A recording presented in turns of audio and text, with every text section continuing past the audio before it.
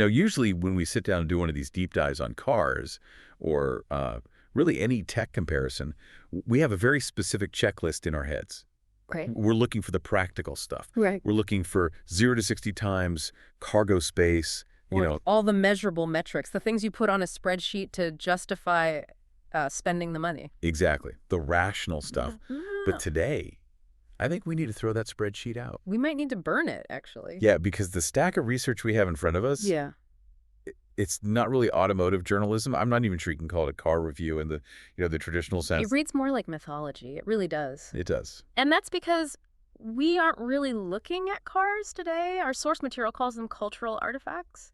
We're analyzing a clash between two absolute titans, the 2026 Mercedes-Maybach GLS 800 and the 2026 Lexus LX 800. But the framing is just, it's wild. It's not about which one is faster or bigger. It's framed as this clash of philosophies. Canada versus Japan. Yeah. Germany's authority and destiny versus Japan's discipline and restraint.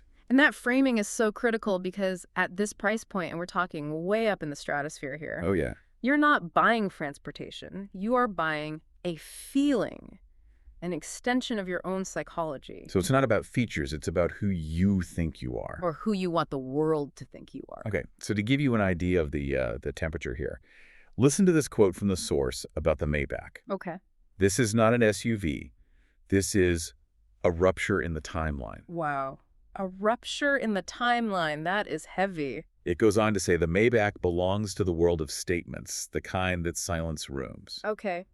So I think our mission for this deep dive is to unpack that, to unpack the hyperbole and figure out why these two vehicles are being framed as two different answers to the question of power. That's the key word right there. Power. How do you wield it? Do you scream it or do you whisper it? That's the battleground. So let's start with that rupture in the timeline. The 2026 Mercedes-Maybach GLS 800. The source introduces this thing like it's the villain in a movie. Yeah, it does. It says it alters the gravitational field around it. Now, what does that actually mean? Is it just that it's big? It is big, sure. Yeah. But big is, it's a lazy word. A school bus is big. Right.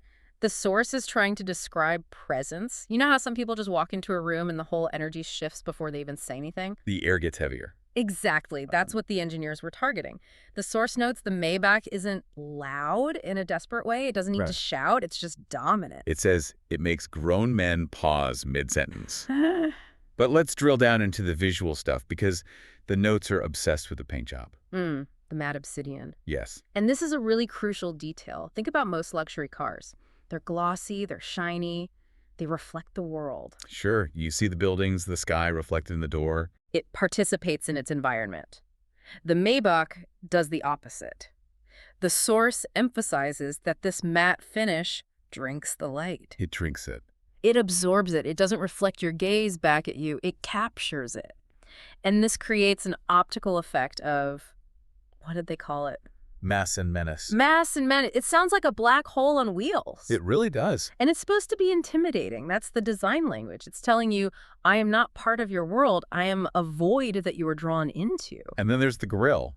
It's not an air intake in these notes. It's a gate to something ancient. With vertical dark chrome elements like cathedral spires. The imagery is all religion and old world power. Exactly. It's designed to feel permanent, like it's always been here and always will be. And the wheels. Military hardware dressed as jewelry. Such a specific vibe. It's a tank that got an invitation to a royal gala. Which connects right back to the central analogy the source uses for the Maybach, which I think is key. The emperor. The emperor who needs no crown. Think about that. If you have to wear a giant crown to prove you're the king, you're not actually that powerful. You're compensating. The Maybach is designed to embody authority so absolute that it doesn't need to show off. It just is. The source says it makes people question whether they deserve to stand near it. That's just wildly arrogant engineering. It's unbelievably arrogant, but that's the German philosophy here, the philosophy of the sovereign.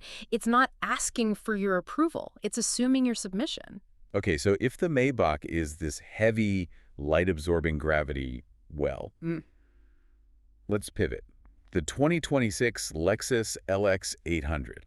And the vibe shift is immediate. It's like stepping out of a bunker and into a Zen garden. It's night and day. If the Maybach is thunder, the source calls the Lexus stillness. A silence so confident it needs no introduction. I have to admit that appeals to me a lot more than the menace stuff. It feels healthier.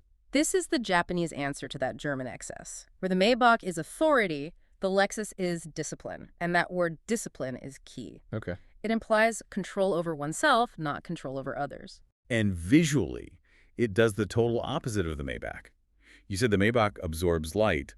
The Lexus is glossy black. The source describes it as looking like the night sky melted and hardened. So it reflects the world. It does. They call it a dark mirror. So it reflects the world around it rather than consuming it. It has a harmonious relationship with its environment. But it's not soft, Yeah. right? I mean, harmonious can sound a bit rote. No, not at all. The descriptions are still very intense, but focused. The headlights are like lead eyes representing intention. The grille is slimmer, more deliberate. Mathematical precision is the phrase I saw over and over. That's it. The Maybach is about mass. The Lexus is about proportion. The source says it doesn't cut through the atmosphere, it parts it politely. The difference between a sledgehammer and a scalpel. A perfect way to put it. And that brings us to the monk analogy. Right. If the Maybach is the emperor, the Lexus is the monk. It's monastic. It focuses on serenity and craft, not ego.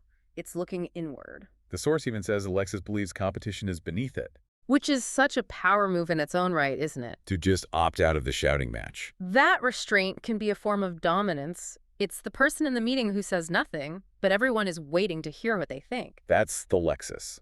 So, emperor and monk. Now let's open the doors. The interior warfare section is incredible. Let's start with the Maybach. Well, first, the source corrects you. It's not an interior. Oh, of course not. What is it? It's an atmosphere. I stand corrected. Okay, so this atmosphere. It has black diamond quilted leather placed with religious precision. And the rear seats, they're not just seats. You don't sit in them. You sink into sovereignty. I mean, that phrasing, it's like the car is knighting you every time you get in. It absolutely is. It's designed to make you feel elevated above everything. And the sound system, it doesn't just play music, it builds architecture for the ears. Violins caress the chest. Bass kisses the rib cage. It's so sensual, almost overwhelming. It's about total unchecked indulgence. The goal is to separate you from the world. You're in the throne room, and the chaos outside just doesn't matter anymore. Okay, now let's jump over to the Lexus. The feeling here is totally different. Serenity breathes. Soft luminescence. Yeah, the Lexus isn't trying to overwhelm you. It's trying to calm you down, to lower your blood pressure, not pump up your ego. There was this one specific detail I loved about the Lexus interior that I think just perfectly sums it up. The temperature knobs. Ah, yes, the tactile click. The source says that click proves someone obsessed over the feeling. It's watchmaker precision. Why does a knob matter so much? Because that's the monk philosophy. It's about the craft, the feeling of the interaction. If knob feels cheap, the illusion of quality breaks. Right. But if it clicks with the weight of a high-end mechanical watch, that's connection. That's harmony. And the sound, or I guess the lack of sound. Silence is design, not emptiness. What does that mean, though? Not emptiness. It means they didn't just stuff the doors with foam. Sometimes a room that's too quiet, like an anechoic chamber, is actually disturbing. Yeah, it's unsettling. So the engineers hunted down specific frequencies to leave only a curated hum. They actively engineered the sound of the silence. That is incredible. So the synthesis here is that the Maybach crowns you. It's a throne room. The Lexus calms you. It's a sanctuary. One elevates your status, the other elevates your state of mind. Which brings us to performance, where these things actually move.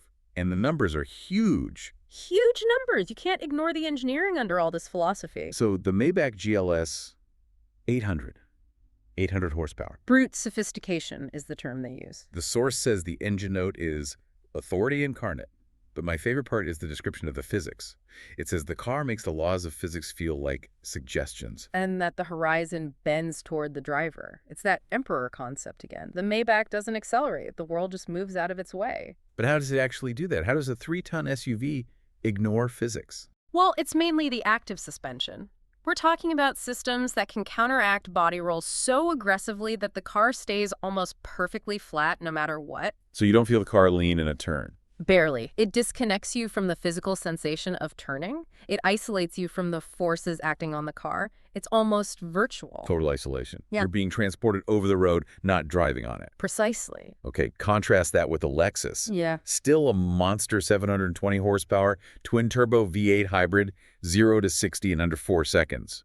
But the dynamic is totally different. Electric stillness. Right. And this is where the hybrid system is so interesting. The source emphasizes it is not there for fuel economy. Nobody's buying this to save gas. No. It's there to perfect emotion. Perfect emotion. That sounds great, but what is it doing? It's smoothing out the gaps. An internal combustion engine has little pauses, gear shifts, turbo lag, moments where it takes a breath. The electric motor fills those gaps instantly with torque. So instead of bursts of power, you get this continuous, seamless wave. The power doesn't explode, it flows. It smooths aggression into harmony. Exactly.